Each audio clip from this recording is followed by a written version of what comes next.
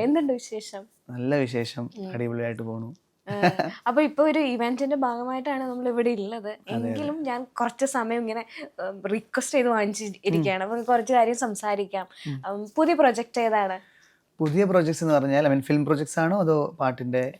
എല്ലാം ഓക്കെ. അപ്പോൾ film projects പറഞ്ഞാൽ ജയരാജ് സാറിന്റെ ആണ് മലയാളത്തിൽ ഞാൻ ചെയ്തത്. നെക്സ്റ്റ് ജാനമനായിരുന്നു ഞാൻ ലാസ്റ്റ് അഭിനയിച്ച പടം. അത് കഴിഞ്ഞിട്ട് ഇപ്പോൾ ഒരു പെരുങ്കളിയാട്ടം എന്നാണ് സുരേഷ് ഗോപി സാറിന്റെ. സെക്കൻഡ് പാർട്ട് എന്ന് പറയാൻ പറ്റില്ല, സോ പുതിയ ഒരു സംഭവം തന്നെയാണ്. ബട്ട് ഒരു നല്ലൊരു ക്യാരക്ടറാണ് അതിൽ ഞാൻ ചെയ്യുന്നത്. സോ ഭയങ്കര എക്സൈറ്റഡ് ആണ്. അതാണ് മലയാളത്തില്. പിന്നെ തെലുഗു പടം ചെയ്തു, 2 തെലുഗു പടം ചെയ്തു. ഒരെണ്ണത് ആമസോൺ പ്രൈമിലുണ്ട്. അതിന്റെ പേര് നെയ്നു മീക്കു ബാഗ കവിൽസിന വാടിനി എന്നാണ്. അത് കഴിഞ്ഞിട്ടൊരു NMBK ഷോർട്ട് ഫോം NMBK എന്ന് പറയാം. അത് കഴിഞ്ഞിട്ട് ഒരു വെബ് സീരീസ് ചെയ്തിട്ടുണ്ട് തെലുങ്കില്. ഇപ്പൊ ഒരു പടം ഓൺ പ്രോസസ് ആണ്. അതാണ് പടത്തിന്റെ ഒരു പരിപാടികൾ. എപ്പോഴും ഇഷ്ടപ്പെടുന്നത് പാട്ടുകൾ കേൾക്കാനായിട്ടാണ് താങ്കളുടെ. തൈക്കുടം ബ്രിഡ്ജിന്റെ ഫൗണ്ടേഴ്സിൽ ഒരാളാണ്. ഞാനും ചേട്ടനാണ് സ്റ്റാർട്ട് ചെയ്തത്. മീൻസ് ഗോവിന്ദേട്ടൻ.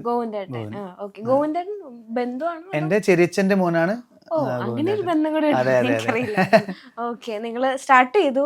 പക്ഷെ നിങ്ങളെല്ലാം സെപ്പറേറ്റ് ആയി വലിയ വലിയ കാര്യങ്ങൾ ഇപ്പൊ ചെയ്തുകൊണ്ടിരിക്കുകയാണ്. എന്താണ് തൈക്കടം ബ്രിഡ്ജിന്റെ ഇപ്പോഴത്തെ ഒരു കറന്റ് സിറ്റുവേഷൻ? അല്ല, ഒരു ഷോസ് ചെയ്യുന്നു.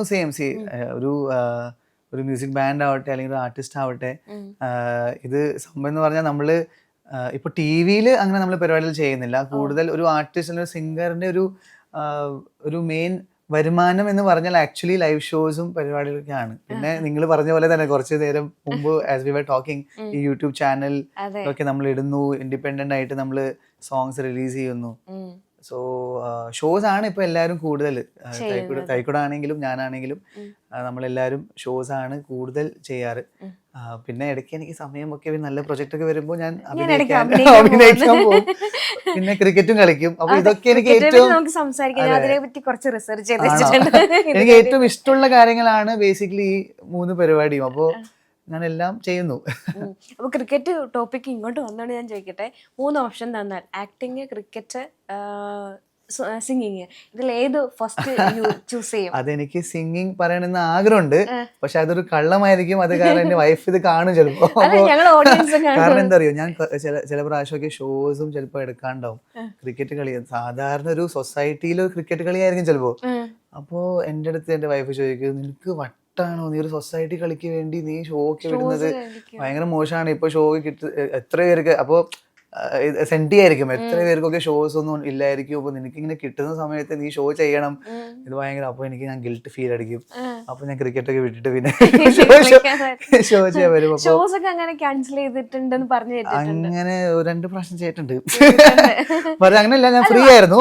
ബേസിക്കലി ക്രിക്കറ്റിന് വേണ്ടി അന്ന് ഫൈനൽസ് ഒക്കെ ആയിരുന്നു. അപ്പൊ അത് കളിക്കണം എന്ന് പറഞ്ഞിട്ട് ഞാൻ ഇങ്ങനെ അൾട്രാ മോഡേൺ കിച്ചൺ ഡിവൈസസ്. ഒരു കിച്ചണിൽ വേണ്ട എല്ലാ ലേറ്റസ്റ്റ് ബ്രാൻഡുകളും ഇവിടെയുണ്ട്. ലോകോത്തര ബ്രാൻഡുകൾ, original products, wide range. MyG future.